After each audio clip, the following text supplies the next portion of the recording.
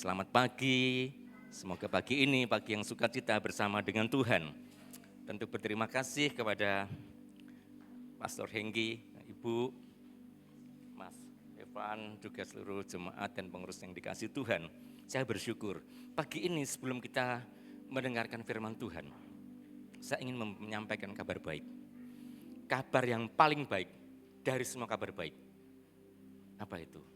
Tuhan Yesus telah menebus kita dari dosa dan menyelamatkan kita. Amin. Beri kemuliaan bagi Tuhan kita. Kabar yang paling baik dari semua kabar baik. Dia menebus kita. Tidak ada yang lain dalam hidup ini. Final destinity-nya. Tujuan akhir kita adalah keselamatan yang Tuhan berikan kepada kita. Ya, tetapi menjadi aneh bagi kita. Kalau kita percaya kepada Kristus, Alkitab berkata, barang siapa percaya kepadaku tidak akan binasa, melainkan beroleh hidup yang kekal. Kalau kita telah diberikan kesempatan anugerah hidup yang kekal, mestinya pemikirannya adalah kita harus dipanggil Tuhan dulu, baru kita mengalami kehidupan yang kekal. Kalau kita telah diberikan predikat, kita diselamatkan oleh Tuhan, pertanyaannya, mengapa kita masih hidup? Pikirkan sekali lagi. Kalau Tuhan telah menebus dosa kita dan kita diselamatkan, dan tentu keselamatan kekal next pada hari tertentu. Kita semua sudah punya tiket antrinya. Nomornya masing-masing punya? Kalau punya, jadwalnya sampaikan kepada Bapak Gembala. Ya, sampaikan, Pak, jadwal saya tanggal ini sehingga bisa dipersiapkan. Ya. Yang saya maksudkan adalah kalau kita sudah mengerti kita diselamatkan, kematian kita dijamin oleh Tuhan dalam keselamatan yang kekal. Pertanyaannya, mengapa kita masih diberikan waktu untuk hidup? Masa sekarang sampai nanti dalam kesetiaan kita dipanggil oleh Tuhan. Tentu ada sesuatu yang Tuhan kehendaki dalam kehidupan kita. Saya senang dengan tema yang diberikan kita pada pagi hari ini. Siapakah yang mau kuutus? Ya, saya lihat wajah Bapak Ibu sudah tidak begitu nyaman rasanya. Pak, saya mau diutus kemana nih Pak, begitu ya? Diutus kemana nih Pak? Iya. Tema yang sangat menarik bagi kita, ya, Yesaya 6 ayat yang ke-8. Saya memberikan kabar dulu, kabar senang dari Purwokerto ya Bapak Ibu ya, karena saya dari Purwokerto. Ya, pastikan saya tidak membawa mendoan Bapak Ibu ya. Bapak Ibu tahu karakteristik orang Purwokerto? Yang terkenal mendoan. Apa sih kata mendoan? Mendo itu tengah-tengah. Tidak kering, tidak mentah. Karakter orang Purwokerto Banyumas seperti itu. Nggih ning mboten kepanggih. Ya, seperti itu. Ya. 3 tahun, 4 tahun yang lalu, saya ditelepon oleh Pak Bupati, murid, Pak, segera buat gambar untuk membangun gereja dengan judul Kampung Pancasila. Wah, semua agama ada di sana, ditambah aliran kepercayaan satu. Wah, berarti sudah siap. Segera 2 hari saya buat gambar dengan kapasitas 200 orang. Dengan tanah seluas 300 meter persegi. Dibangunkan oleh pemerintah. Wah, alhamdulillah ya Bapak Ibu ya, puji Tuhan ya. Senang sekali. Ya, segera saya selesaikan. Sampai sekarang belum dibangun. Ya. Bapak Ibu tahu alasannya kenapa? Karena di seberang dari tempat yang mau dibangun itu akan dibangun namanya Masjid 1000 Bulan. Dari awal sudah dibangun. Bahkan pura itu sudah dapat bantuan dana 1 miliar dari Bali untuk membangun pura. Sampai sekarang belum bisa bangun. Kalimatnya harus menunggu masjid besarnya itu jadi. Bapak Ibu tahu masjid itu namanya apa? 1000 bulan. Kapan selesainya? 80 tahun Bapak Ibu, ya, karena 1000 bulan, kok 2 bulan besok jadi Bapak Ibu, ini 1000 bulan. Desainernya Gubernur Jawa Barat Ridwan Kamil, ya, beliau arsitek membangunnya. Tapi saya bilang kepada Pak Bupati 1 minggu yang lalu, Pak, sebenarnya kapan sih Pak gereja dibangun? Sebentar Pak Toto, nunggu dulu, nunggu masjid itu jadi. Kalau itu belum jadi semua dibangun, kami malu Pak. Ya, saya tanya, berapa lama sih Pak? Beliau sebutkan, 1000 bulan Pak Toto. Nah, ya, berarti lama sekali Pak, kami tidak akan jadi. Mungkinan bisa jadi gereja enggak dibangun. Tetapi menjadi semangat bagi kami bahwa sudah tergaungkan membangun sebuah kerukunan. Ya, dan saya usulkan di setiap rumah ibadah jangan ada pagar. Supaya Bapak Ibu, supaya gampang menginjilnya. Waktu menginjil di tempat lain, berbicara tentang firman Tuhan di tempat lain, ini gereja, ini tempat yang lain, enggak salah karena enggak diberi pagar. Betul ya Bapak Ibu? Itu menjadi alasan saya kenapa tidak usah pakai pagar. Pagi ini kita berbicara, siapakah yang mau kuutus? Kalau saya tanya dari awal pasti semua angkat tangan, betul ya? Wajahnya kok menjadi sedih begitu Bapak Ibu, ya. Bapak Gembala ini mau diutus kemana ini? Ya, pertanyaannya saya tidak akan baca dulu Yesaya 6 ayat 8, ya. Mari kita lihat selanjutnya next. Ya. Pertanyaan diutus kemana kita? Diutus kemana? Saya mau sampaikan Bapak Ibu. Dalam pengamatan saya, mungkin sudut pandang Bapak Ibu saudara bisa berbeda dengan saya.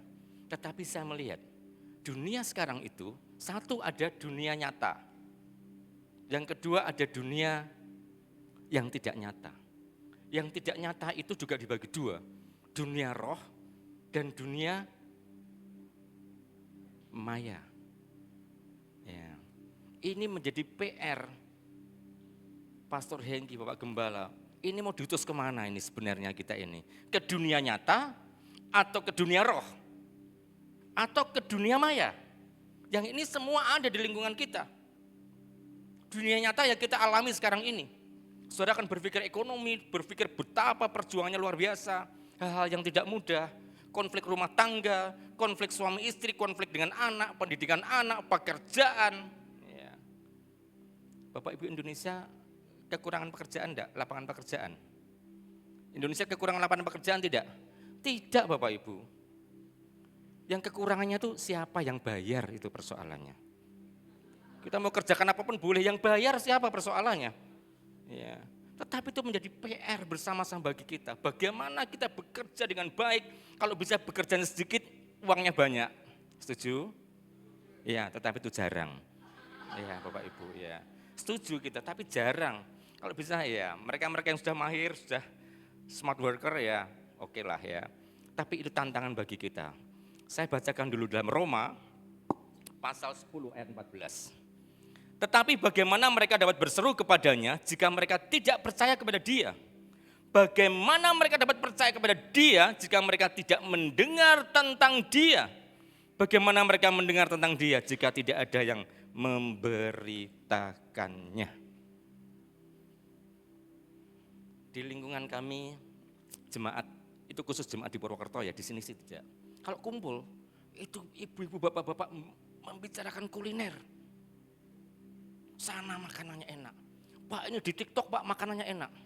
Ayo Pak kita ke sana. Saya kejar sampai sana. Bukan saya kejar, saya pergi ke sana, bukan saya kejar. Saya pergi ke sana begitu, wah susah, jalurnya susah, begitu sampai satenya tuh alot Bapak Ibu. Di TikTok luar biasa, mereka ngobrol begitu. Ada makanan baru, jemaat senang aja, ayo Pak makan sini situ ya. Itu khusus di jemaat Purwokerto loh ya, kalau di sini tidak ada. Karena di semua kalau kumpul semua bacakan firman, bacakan penginjilan. Ya. Kalau Bapak Ibu kemudian tertarik membawa teman-teman, sahabat, saudara, keluarga untuk makan enak, beritahukan sana enak, di sana enak, di sana enak. Pernah enggak kita berkata, keluarga kita, sahabat kita, teman-teman dekat kita, kita nikmat bersama dengan Yesus berkata, ayo pergi ke tempat Yesus. Itu nikmat, ada jawaban, ada kekuatan. Sekalipun masalah ada, tapi Tuhan beri kekuatan bagi kita. Amin. Pernahkah kita punya hati begitu? Pagi ini saya menantang setiap kita bersama-sama dengan tema ini. Diutus kemana? Ke dunia. Dunia yang mana? Bapak Ibu, saya mengkhawatirkan sungguh. Kita hidup di dunia sekarang, tetapi kadang-kadang di tiap keluarga itu ada bagian keluarga yang hidup di dunia lain, walaupun di rumah. Betul tidak? Anak pemuda di tempat ini mengatakan, Om, ini setan gepeng. Ya, kenapa setan gepeng? Kalau salah fungsi menjadi setan, betul tidak? Bagaimana tidak? Datang begitu sampai di rumah, suami ya, ini khusus Purwokerto, Pak Malang sih enggak, Purwokerto. Begitu suami datang kerja, handphone sampai malam. Di dalam rumah, di dunia nyata, tetapi hidupnya di dunia fana, di dunia maya. Itu memang khusus Pak, Jawa Tengah Selatan, Pak. Jawa Tengah Utara sih baik-baik semuanya. Saya yakin itu ya. Ya, yakin tidak ada yang ngaku maksudnya, Pak. Ya. Ini tantangan bagi kita Bapak Ibu. Ya. Saya mencoba belajar Bapak Ibu. Setelah saya mengerti, ternyata anak-anak muda di tempat kami, saya tanya, saya bukan pemain Instagram, bukan pemain TikTok, saya tidak punya Twitter juga, saya punya yang kodenya hijau, WhatsApp saja. Ya. Yang lainnya saya tidak mengerti, tapi saya tanya anak-anak muda, kamu punya berapa akun? Di Instagram saya punya 5 akun, Om. Wah, akun. Kenapa begitu? Yang satu akun yang bisa dilihat papa mama saya, yang 4-4-nya tidak. Itu lagi di Purwokerto ya Bapak Ibu. Di sini anak-anak sini kelihatan manis-manis semuanya. Ya, on fire semuanya bersama Kristus ya. Ya. Itu mereka punya. Saya mulai tertarik mempelajari. Kenapa mereka begitu? Anak saya di kelas 2 SMA. Itu begitu pulang sekolah langsung ada di kamar. Ya. Tugasnya dia kalau pagi bangun tidur, setelah doa, tugasnya dia adalah melantai. Ya, tugas anak saya pagi. Siang pulang sekolah, sore pulang sekolah, masuk kamar. Sudah entah apa yang dikerjakan olahraganya pakai ibu jari. Seperti tidak punya dunia yang lain. Lapar? Enggak. Kira-kira kalau kita orang tua punya anak begitu, seneng enggak? Seneng ya? Enggak pernah lapar. Betul enggak? Lapar enggak? Enggak itu. Ya, saya bimbing dia dan dia sudah bisa keluar dari situasi itu. Tapi saya mulai belajar. Ada kata metaverse ya. Saya tanya beberapa pakar mengatakan metaverse sekarang sudah mulai terwujud ditata dengan baik. Ya, sebuah dunia maya yang kita bisa masuk dan terlibat di dalamnya. Mungkin kita yang terbiasa by Zoom, ya kata teman saya, itu kita bisa ngobrol by Zoom dimanapun berada. Tapi posisi kita seperti di luar. Ya, metaverse, ya menggabungkan antara semua media-media, baik Twitter, baik TikTok, Google, apalagi ya Instagram, apalagi ya Facebook, ya betul Facebook. Mereka sudah bersatu mensepakati bahwa 10 tahun yang akan datang, mereka akan ciptakan, di-launching, sekarang sudah ditata, dunia maya, metaverse. Saya tanya, apa yang dimaksudkan? Bapak, kalau khotbah di metaverse, enggak ada jemaatnya, tapi Bapak bisa masuk di situ seperti berkhotbah di ribuan orang, bahkan jutaan orang. Loh keren tuh Bapak Ibu, betul enggak ya? Padahal ini di dunia maya, tapi kita ada di dalamnya. Bukan sekedar by Zoom, tapi kita terlibat di dalamnya seperti satu meja dengan orang-orang itu yang ada di dalamnya. Wow, itu mengerikan. PR bagi kita para Bapak Gembala. Karena kalau konseling, anak-anak yang dikonseling itu datang bisa dengan 5 pribadi. Ya. Namanya si A beneran, nanti dia datang lagi pakai si B, avatar A, B, C, D yang berbeda-beda. Konselingnya makin pusing depan. Ya. Bapak Ibu akan hanya tinggal kata mereka di ruangan sempit tapi seperti menjelajah dunia. Tidak perlu lagi pergi ke Israel. Begitu masuk di metaverse dengan bangsa dulu VR ya, yang ada begitu, kita bisa seperti jalan-jalan di Galilea. Kalau sementara kita masih di galian kabel ya, ini Galilea beneran. Tidak perlu repot-repot ke Bali, tidak perlu dengan biaya mahal, cukup di kamar sudah bisa keliling ke Bali. Ya, kata mereka. Dan saya berpikir karena saya orang kuno, saya lihat filmnya James Bond. 00, ya nanti jangan dibeli nomor itu. Ya, James Bond itu sudah menggunakan metode itu, padahal saya masih tahun 80-an saya lihat itu. Jadi tiba-tiba muncul layar tanpa media apa-apa dan bisa berkomunikasi. Sekarang akan dimunculkan 10 tahun yang akan datang, itu akan diwujudkan. Kenapa 10 tahun yang akan datang?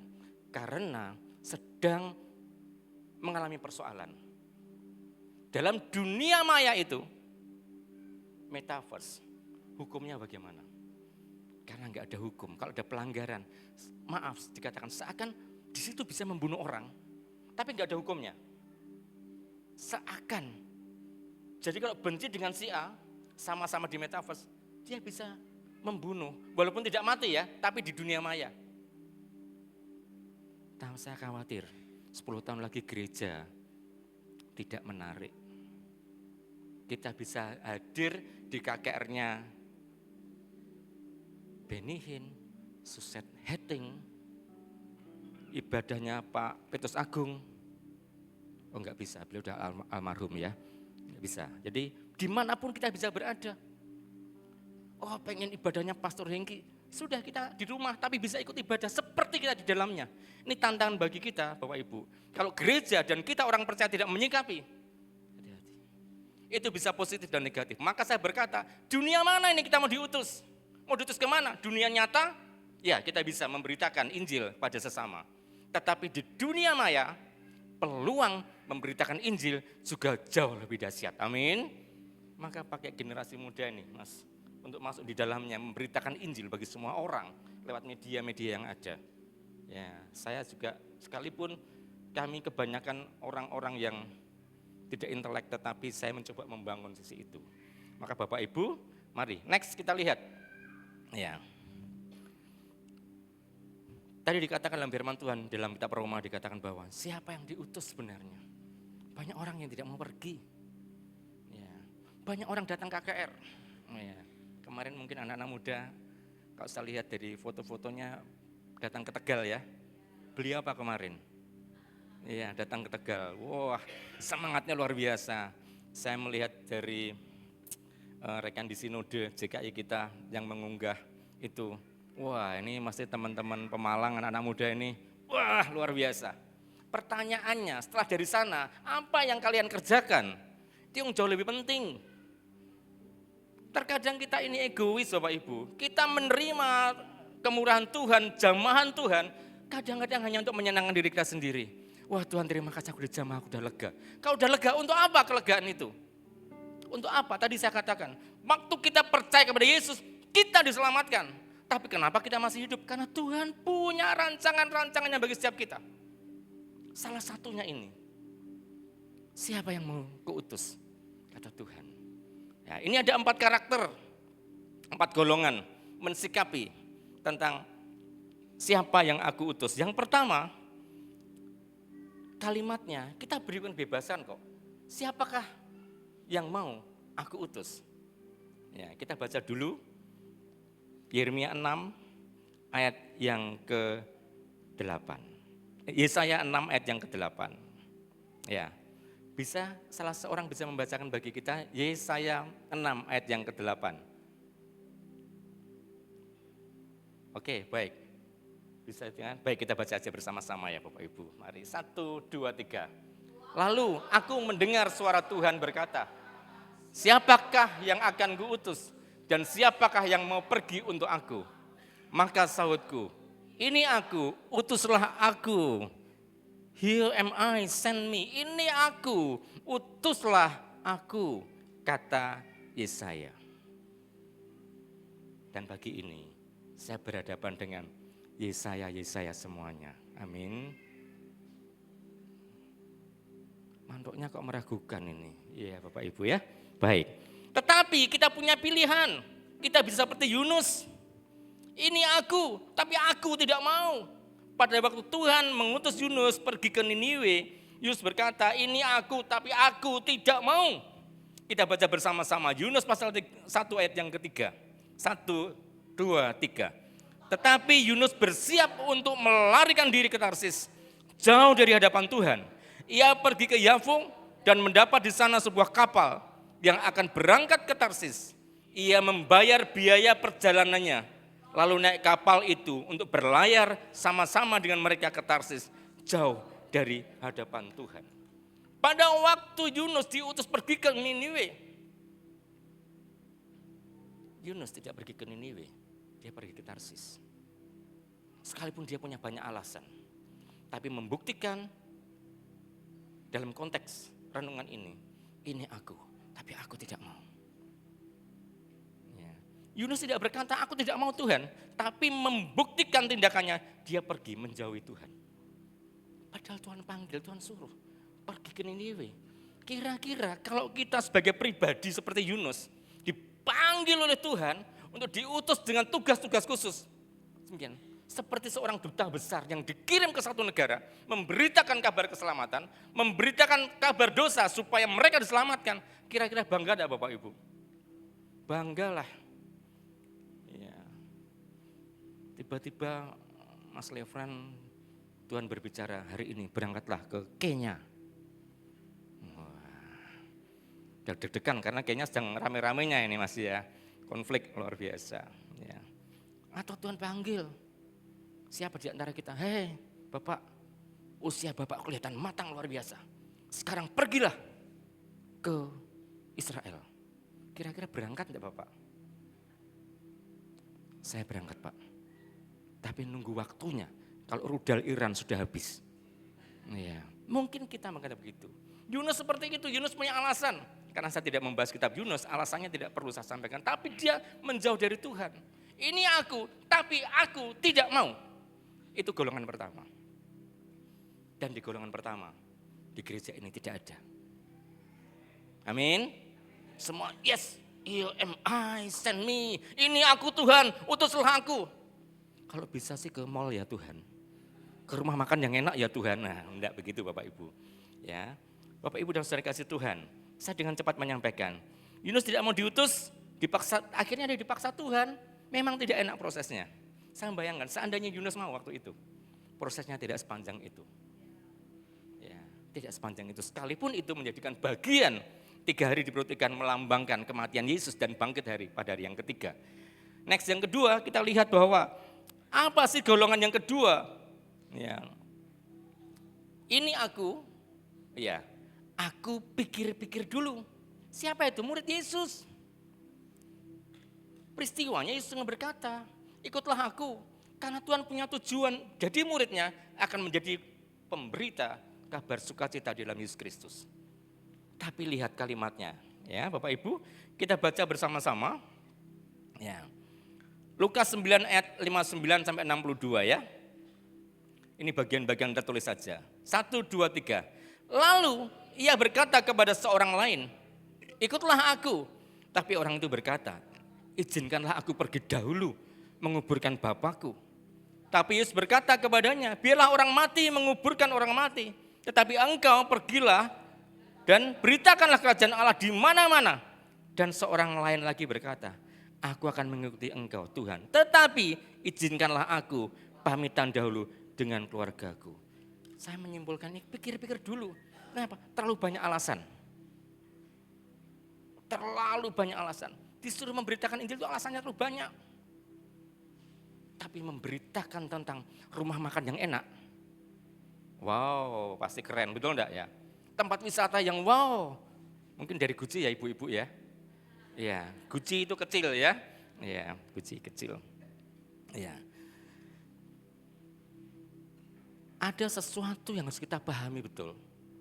Bahwa kita punya sejuta alasan untuk berkata tidak melakukan apa yang Tuhan utus bagi kita. Seakan kita membuat lumrah. Aku mau menguburkan bapakku, masuk akal enggak? Masuk akal, anaknya mau menguburkan bapaknya itu wajar saja. Ya. Kita selalu punya alasan untuk memaklumkan diri kita agar kita tidak melangkah dari apa yang utuskan dalam kehidupan kita. Di Purwokerto fakta, di sini tidak ya Ibu. Sini semua yes, pokoknya aku tidak akan punya alasan. Aku tidak pernah beralasan, yes aku pasti mau. Ya. Seberapa banyak di antara kita yang pernah menyampaikan ke sahabat kita masing-masing bahwa Yesus itu juru selamat. Sahabat yang paling dekat. Banyak ya. Wah, terima kasih Bapak, semua angkat tangan Pak. Iya, semua angkat tangan. Iya. Sahabat kita yang paling dekat. Karena kita punya alasan, saya takut Pak setelah memberitakan nanti dia menjauh dariku, aku kehilangan sahabat, sohibku hilang. Begitukah?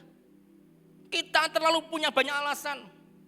Mertuaku belum terima Yesus. Pak, kalau aku nanti memberitakan Injil kepada dia, takut anaknya diminta lagi.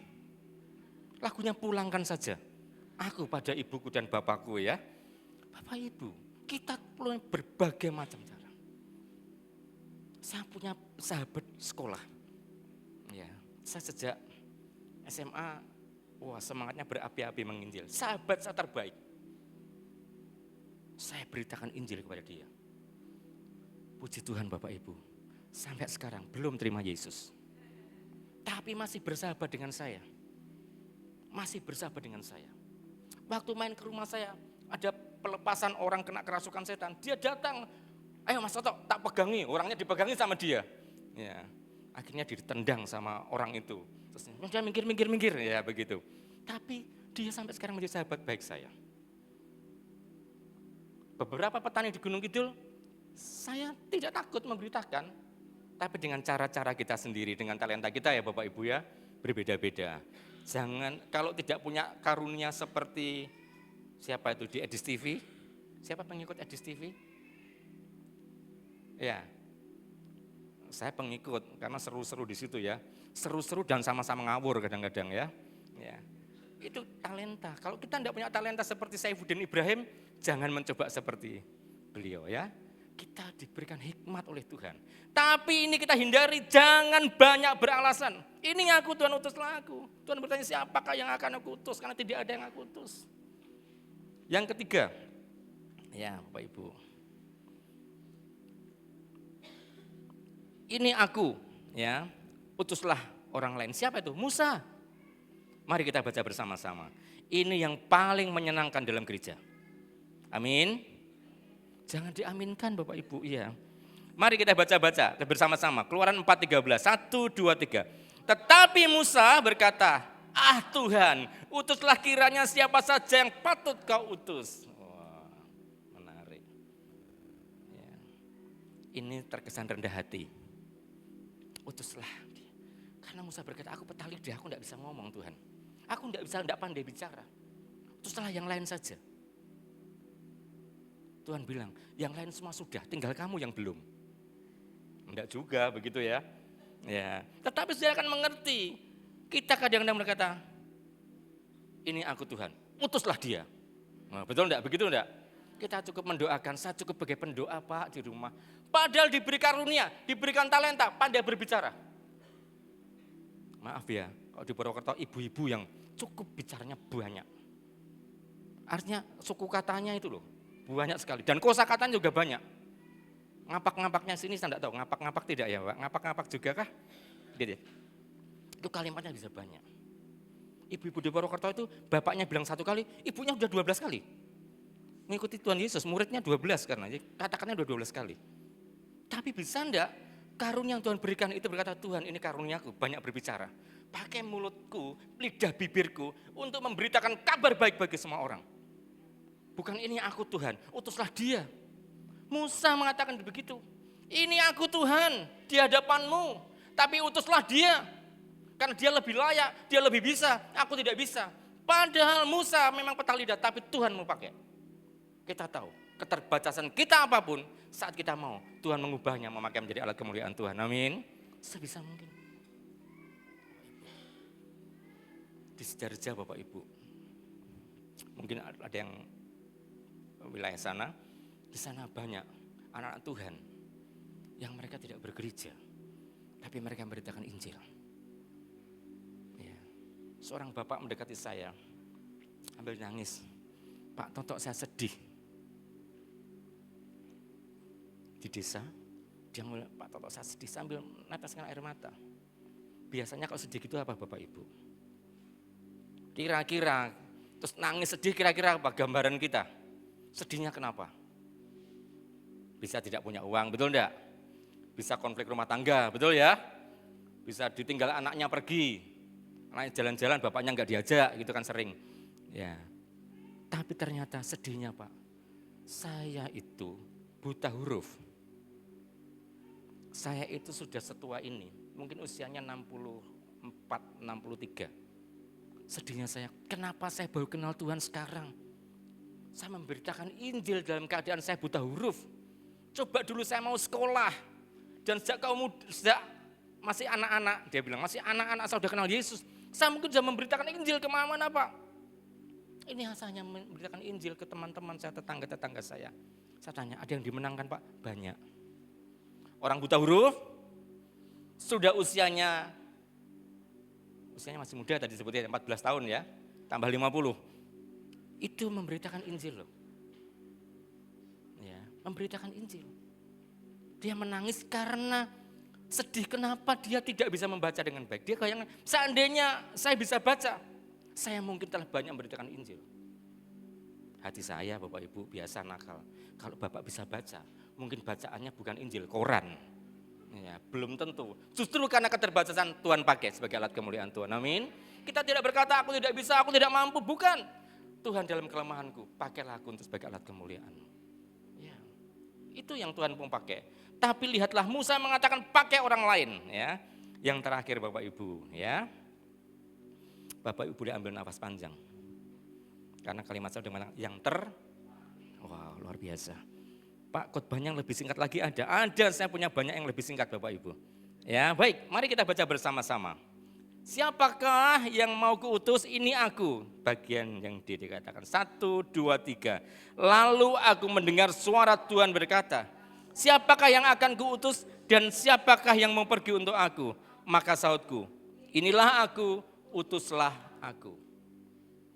Bapak Ibu, Yesaya waktu menjawab, ini aku, utuslah aku. Itu bukan keadaan baik-baik. Keadaan dia mengerti Israel sedang terpuruk sejatuh-jatuhnya di masa itu.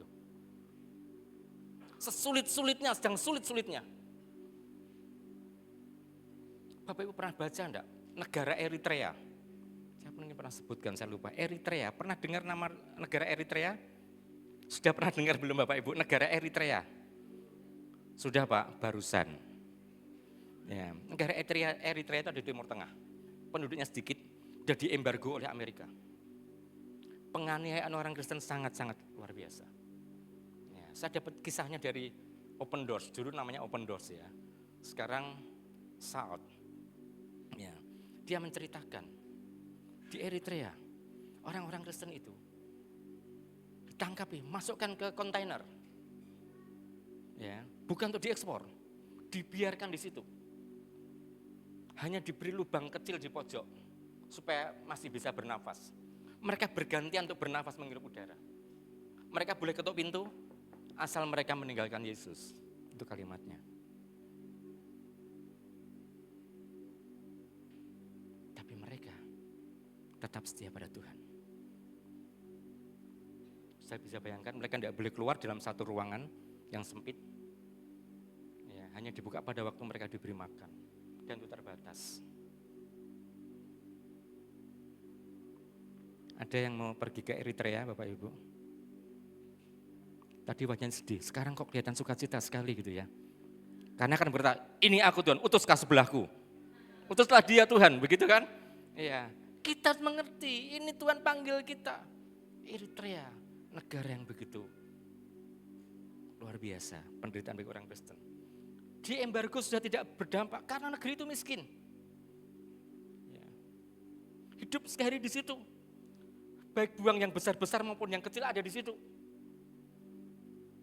Ya. Bahkan ada yang mati 3 hari baru dikeluarkan. Saudara bisa bayangkan parfumnya apa itu?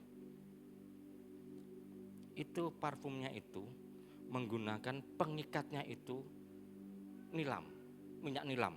Nilam itu veksatif ya, digunakan untuk mengikat aroma apapun juga. Jadi baunya di situ awet maksud saya. Kita bisa bayangkan, sederhana saja, tidak usah yang lebih sakit lagi. Yang begitu saja, kita bisa diutus ke tempat itu. Tantangannya luar biasa. Tapi Bapak Ibu perlu tahu, ada misionaris yang mau pergi ke Eritrea.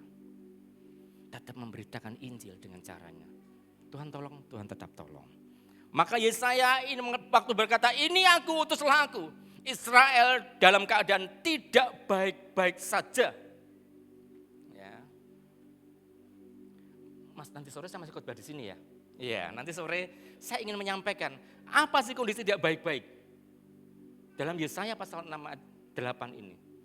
Kita akan mengerti panggilan Yesaya itu panggilan yang sangat sulit, yang sangat rumit, yang tidak semua orang mau. Tapi Yesaya berkata, ini aku, utuslah aku. Ya Bapak Ibu, izinkan saya bertanya kepada setiap kita. Ada 4 golongan yang Tuhan berikan kepada kita sesuai dengan firman Tuhan. Golongan yang berkata, ini aku, tapi aku tidak mau. Ia tidak membantah Tuhan, tapi tidak melakukan. Seperti begini, Bapak Gembala, amin saudara, amin. Amin, amin, haleluya. Pulangnya tuh halelupa. Tadi yang diaminkan apa ya? Coba Bapak mungkin bisa bertanya ya, khotbah minggu lalu apa ya? Bagi yang lupa berkata, Pak maaf minggu lalu saya nggak berangkat, aman itu. Ya. Kadang-kadang kita lupa, karena firman Tuhan hanya kita aminkan di dalam gereja. Seperti Yunus, tidak membantah Tuhan tapi dia pergi ke tempat lain. Tapi di tempat ini tidak ada. Yang pertama, itu golongan yang berkata, aku tidak mau. Yang kedua, golongan yang tak pikir-pikir dulu. Punya banyak alasan. Masih nantilah kalau pekerjaanku sudah sukses. Nantilah kalau usiaku sudah begini. Nantilah kalau cucuku sudah menikah. Loh kalau cucu sudah menikah itu berarti kan sudah sangat saestu sepuh saestu nggih. Ya, cucunya sudah menikah ya, berarti usia kita pasti lebih dari itu. Ya, mungkin berkata, Pak, nanti Tuhan kalau aku sudah kaya. Golongan kedua. Golongan kita berkata, ini aku, tapi utuslah dia, aku punya alasan, aku tidak mampu, aku tidak bisa. Aku tidak bisa berkata-kata. Kalau saya bertanya, benar tidak bisa berkata-kata. Tapi kok memasarkan kuliner kok pinternya luar biasa. Ya. Anak muda di tempat kami selama liburan kami latih berjualan. Wah malu-malu, tutup wajahnya gitu ya. Ada temanku lewat tutup wajahnya. Termasuk anak saya, nggak bisa. Ya saya ajari juga. Ini loh tawarkan, jualan buku karena musim buku kan. Ya kalau buah nggak dibeli karena pada beli buku ya kan. Ajarkan. Sekarang mereka tadi pagi, karena kami ibadahnya hari Sabtu ya Bapak Ibu. Tadi pagi WA ke saya, Om kami berangkat jualan. Oh luar biasa, atau minggu-minggu kok jualan. Ya boleh-boleh saja, karena ibadah kami kan hari Sabtu Bapak Ibu. Sedang berdoa supaya hari Minggu boleh, ya hari Sabtu. Ya. Mereka sekarang enggak malu-malu itu. Teman-temannya, ayo beli buku, semua luar biasa. Ya. Karena sebagian untungnya untuk dirinya sendiri. Jadi senang, betul enggak ya? Kalau kita melakukan sesuatu dan kita senang, kita akan merasakan hidup ada di dalamnya.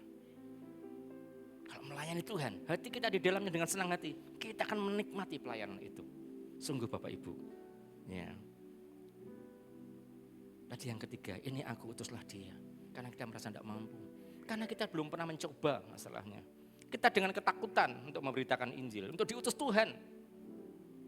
Gereja sekarang, gereja memberitakan Injil. Ya. Saya membuat kelas pemuridan untuk misi. Memang sengaja. Ya. Saya melatih ibu-ibu pakai kerudung. Orang Kristen pakai kerudung boleh enggak sih Bapak Ibu? Boleh enggak? Boleh ya. Saya pakai peci boleh enggak? Boleh, peci ini peci Indonesia ya Bapak Ibu. Di Mesir enggak ada, di Palestina enggak ada, di Israel enggak ada, Yordania enggak ada, di Korea enggak ada, Jepang enggak ada, adanya di Pemalang. Iya, karena saya di Pemalang Bapak Ibu. Saya cuma waktu kumpul dengan mereka yang ditanya, loh Pak Toto, Bapak kok pakai peci? Ketua FKB mengatakan begitu saya masuk ruangan dalam pertemuan rapat. Ini yang masuk ini Pak Pendeta Toto, jangan dipanggil Ustadz. Dia kalau pakai peci lebih baik dia dibandingkan saya pecinya, lebih Islam dia gitu. Saya pikir berikut, saya ingin ditanya orang, Pak Toto kenapa pakai peci? Saya ingin memberitakan kabar Injil lewat peci. Ya. Pak Toto kenapa pakai baju koko? Karena ini bukan bajunya Cici. Gitu kan? Ya kan jawabnya tinggal begitu. Ini bukan punyamu, ini punya Koko, bukan punya Cici. Jangan kamu aku gitu, semua di aku. Iya, luar biasa. Candi yang dibuat dalam satu malam, candi apa itu namanya? Roro Jonggrang. Iya. itu kan menghapus karya-karya rekan-rekan hidup Buddha. Menyakiti. Mereka bangunnya dengan susah payah. Cerita Muslim mengatakan dibangun dalam satu malam. Untuk mematahkan ajaran-ajaran agama mereka. Kasihan. Mereka membangun susah payah bertahun-tahun. Dibalik menjadi cerita mereka. Dibangun dalam satu malam. Yang membangun itu pakai sorban putih. Oh, luar biasa tuh Bapak Ibu. Maksudnya luar biasa ngawurnya. Ya. Tapi ini terjadi kenyataannya. Maka Bapak Ibu dalam keterbatasan kita berkata mungkin orang lain. Apapun yang ada dalam diri kita lakukan. Yang terakhir, yang keempat, golongan yang keempat. Ini golongan yang ada di gereja kita di tempat ini. Amin. Semua berkata, here am I. Send me. Ini aku Tuhan. Utuslah aku. Kepada siapapun. Dengan kelemahan Bapak Ibu Saudara dan saya. Katakan yang bisa katakan. Yesus itu juru selamat. Tidak perlu menjelekkan agama mereka, tidak ada gunanya. Katakan kebaikan bagi mereka. Seperti Bapak Ibu kalau pegang uang, bisa pegang uang, ini uang asli dan uang palsu bisa bedakan. Untuk melatih mengenal uang palsu, jangan perlu pegang uang palsu. Peganglah uang yang asli. Begitu ada yang palsu, saudara akan tahu itu palsu. Pegang Kristus, beritakan. Yang tidak baik itu akan tersingkir dengan sendirinya. Siapapun kita, anak-anak muda, sahabat yang banyak, beritakan kabar keselamatan di dalam Yesus Kristus tanpa menghakimi mereka. Berikan kabar baiknya, kabar sukacitanya, jaminan keselamatan dalam Yesus. Itu satu-satunya kabar terbaik yang harus disampaikan. Yang terakhir, ya ini, saudara termasuk yang mana? Kok saudara hari ini berkata, Tuhan aku mau diutus, jangan tunda. Karena hari besok bukan milik saudara dan saya. Yang kita punya hari ini. Hari besok itu kita tidak ada. Pakailah slogan-slogan orang yang jualan di pinggir jalan. Hari ini gratis. Hari ini bayar, besok gratis. Ada gratisnya? Tidak ada. Saudara masuk besok kalimatnya sama. Kenapa? Yang kita punya hanya hari ini Bapak Ibu. Mari jangan tunda Bapak Ibu. Tundukkan kepala kita bersama-sama. Pujian tadi menginspirasi saya, satu pujian yang disampaikan. Saya mohon pimpinan pujian bersama dengan singer naikkan. Bapa engkau mengenalku lebih dari siapapun. Mari kita berdiri Bapak Ibu. Tuhan mengenal Bapak Ibu saudara dan saya lebih dari siapapun. Dia mengerti kemampuan Bapak Ibu saudara sekalian. Tuhan sedang menggali kemampuan Bapak Ibu saudara sekalian. Itu disiapkan pergi memberitakan kabar baik pada semua orang, pada orang terdekat, sahabat, tempat bekerja, siapapun yang kita kenal.